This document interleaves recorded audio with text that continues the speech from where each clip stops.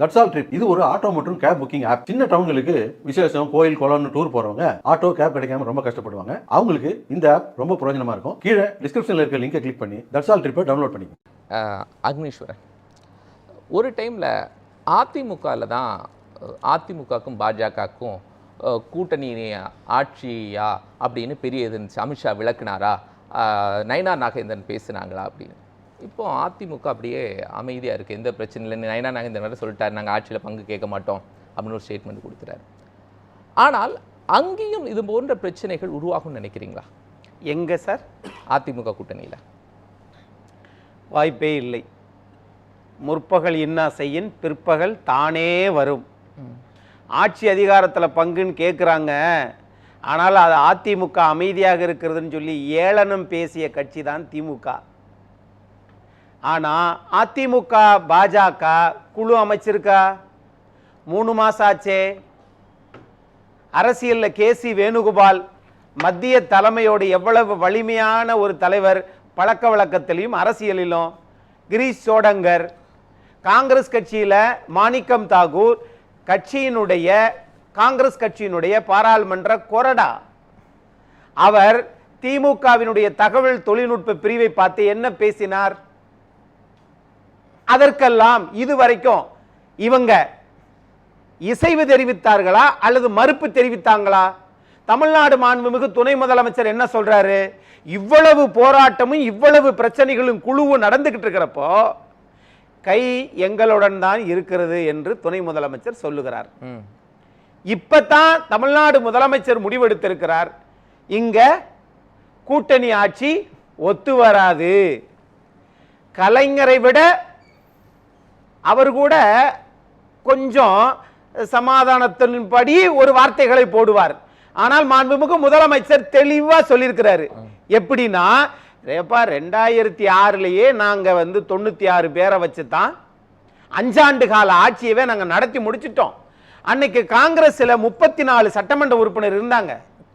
வெளியில இருந்தே ஐயா ராமதாஸ், அன்றைய பாட்டாளி மக்கள் கட்சி 18 சட்டமன்ற உறுப்பினர் நான் ஆதரவு தருகிறேன் என்று அன்றைக்கு பாட்டாளி மக்கள் கட்சி ஒரு முடிவு எடுத்துச்சு. அப்பயே நாங்க கூட்டணி தரல. அப்பயே கலைஞர் அவர்கள் சொன்னார்கள், என்ன காமராஜர் ஆட்சி அமைப்புன்னு சொல்லி ஐயா ஜி.கே. வாசன், அது மாதிரி ஐயா வாழப்பாடி ராமமூர்த்தி இவங்கெல்லாம் சொல்லிக்கிட்டு இருக்கிறீங்க, இங்க நடக்கிறதும் காமராஜர் ஆட்சி தான் என்று சொன்னது அன்றைய திமுகவினுடைய முதலமைச்சர். அதே காமராஜரை ஏசி இல்லாம தூங்க மாட்டாரு என்று சொன்னதும் திமுக தான். அப்போ அரசாங்கத்தின் வழியில குழு போட்டாங்க சார் திமுகல. என்னென்ன குழு? ரகுராமராஜன் குழு, வேங்கை வயல் குழு, அப்படி ஒவ்வொரு குழுவா போட்டாங்க. அது ஏறத்தாழ 50க்கு மேற்பட்ட குழு. அந்த குழுக்கெல்லாம் தீர்வு கிடைச்சிருச்சா? சரி, இப்ப கூட்டணி அதே மாதிரி தான் காங்கிரஸ் கட்சி ஒரு குழு போட்டிருக்கு, அதுக்கும் தீர்வு கிடைக்கல. இன்னைக்கு தெரிஞ்சு போச்சா? ஆனா முதல்வர் ரொம்ப கான்பிடண்டா சொல்றாருல சார், எல்லாம் நீங்க மற்ற கட்சிகள்லாம் என்ன பண்றாங்க, பகல் கனவு காண்றாங்க, அதெல்லாம் நடக்காது அப்படின்னு அவர் உறுதியா சொல்றாருல. அப்போ கோபாலகிருஷ்ணா, நீங்க கேட்கறது சரி. கூட்டணி ஆட்சி ஒத்து வராது, காங்கிரஸ் வெளியேறிக் கொள்ளலாம் என்று திமுகவின் தலைவரும் தமிழ்நாட்டின் முதலமைச்சர் திரு மு.க. ஸ்டாலின் அவர்கள் சொல்ல தயாரா? சொல்லுவீங்களா? சொல்ல மாட்டோம். ஏன்னா திமுகவிற்கு ஏற்ற, திமுக மனநிலையை ஒத்து போகிற ஒரு காங்கிரஸ் மாநில தலைமை இன்றைக்கு இருக்கு.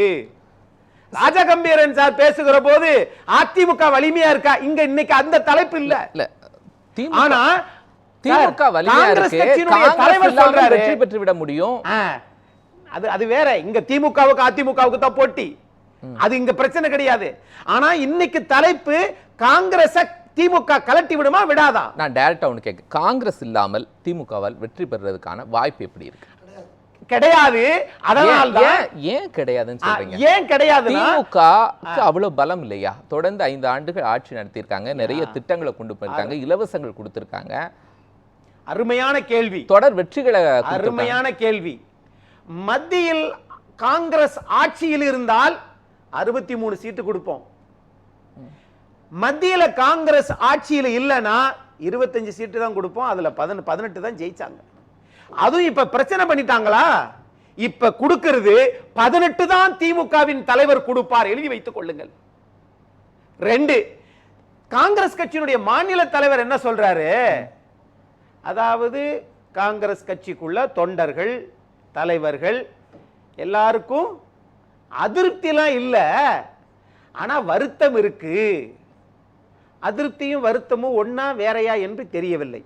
ஆனால் இதற்குள் விரிசல் இருக்குது என்பதை சொல்லாமல் வருத்தப்படுகிறோம் என்று சொல்லுகிறார். நீங்க வருத்தப்பட்டதனால திமுகவின் தலைவர் 25-40 ஆக்க போறாரா? கிடையாது. 96லயே 2006லயே 96 பேர் இருக்கிற போதே உங்களை அமைச்சரவையிலே சேர்க்கல. இப்ப வலிமையாக இருக்கக்கூடிய நீ காங்கிரஸ் திமுக சொல்லிக்கிட்டு இருக்கிற நீங்க இன்னும் வரைக்கும் 3 மாசமா இழுத்தடிக்கிறீங்களே, என்ன காரணம்? இவங்களுக்கு அந்த சிறுபான்மை வாக்குகள் போய்விடக் கூடாதுன்னு இவர்களாகவே ஒரு பிம்பத்தை கட்டமைச்சு, ஏன் காங்கிரஸ் வெளியில போனா சிறுபான்மை ஓட்டு பிரிஞ்சிரும் நினைக்கிறீங்களா? அப்படித்தானே இது வரைக்கும் சொல்லித்தானே நம்ம ஓட்டு போட்டு ஜெயிச்சிட்டு இருக்கோம்.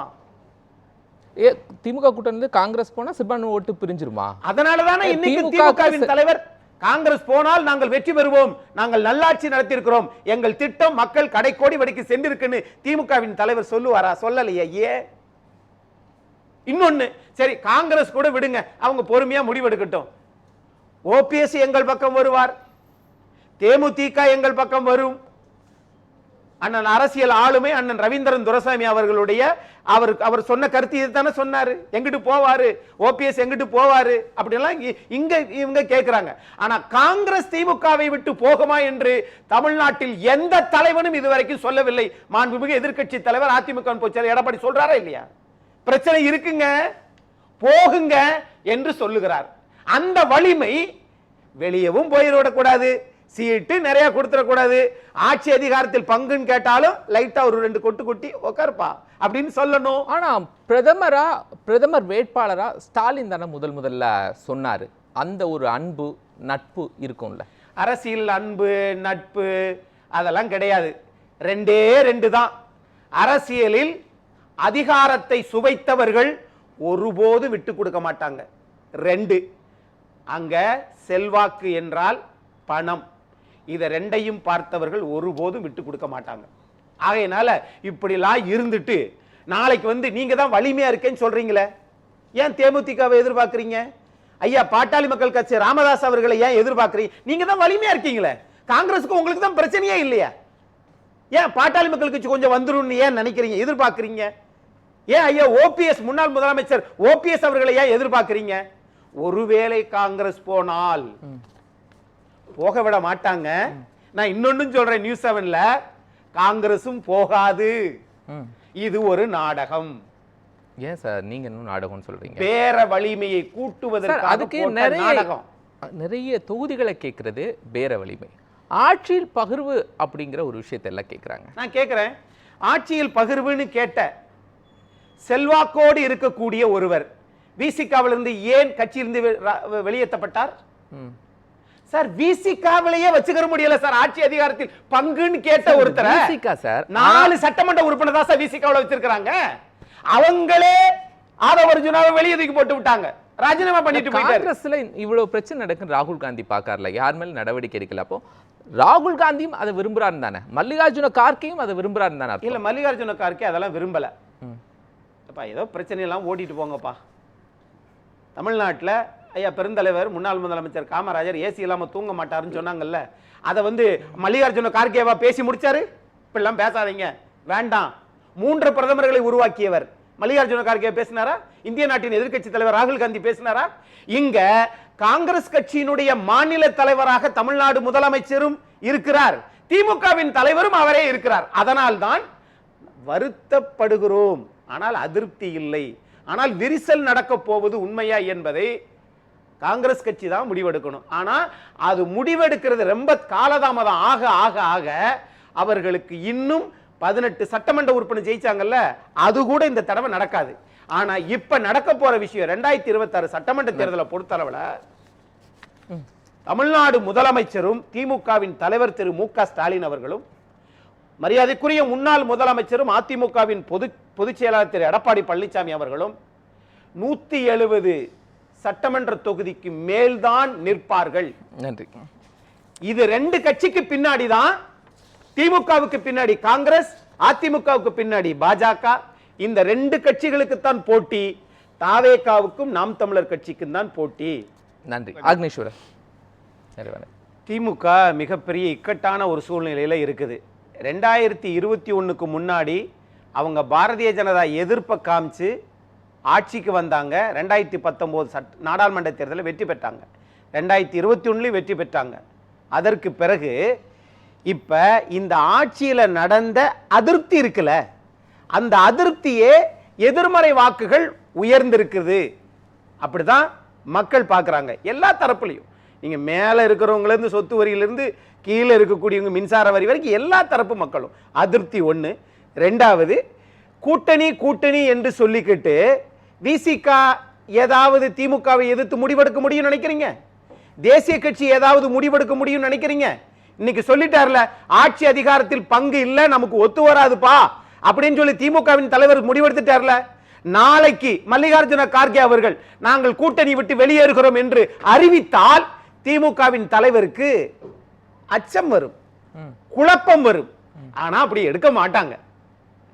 3. இப்ப பாஜக அதிமுகவை பத்தி இவ்வளவு விமர்சனம் செய்து கொண்டிருந்த போது, ஆட்சி அதிகாரத்தில் பங்கு என்று பேசிக் கொண்டிருந்த போது, இன்னைக்கு நீங்க முடிவெடுக்கிறீங்களே, ஏன் முடிவெடுக்கிறீங்க? ஆட்சியில கூட்டணி ஆட்சி ஒத்து வராதுப்பா. அதுதானே சமகாலத்துல திமுகவை விட அதிக காலம் ஆட்சி செஞ்ச அதிமுகவுக்கும் பொருந்தும். ஆக நீங்க முன்னாடி செஞ்சீங்க, இன்னைக்கு அதை அனுபவிக்கிறீங்க. அப்படித்தான் நான் பார்க்கிறேன். இன்னொரு விஷயம், இதற்கு தீர்வு காண முடியாத நிலையில், குழப்ப நிலையில் இருக்கிறது. ஆட்சி போக போகிறது, கூட்டணியிலிருந்து காங்கிரசும் போக போகிறது. நம்ம திரும்பி வர முடியுமா என்கிற அச்சம் அவங்ககிட்ட இருக்குது. எஸ்ஐஆர் ஏறத்தாழ 97 லட்சம் பேர் வெளியே இருக்கிறாங்க. அதெல்லாம் திமுகவுக்கு பலவீனங்கள். அதிமுக பாஜக கூட்டணி இதையெல்லாம் அறுவடை செய்யும் என்பது என் பார்வை.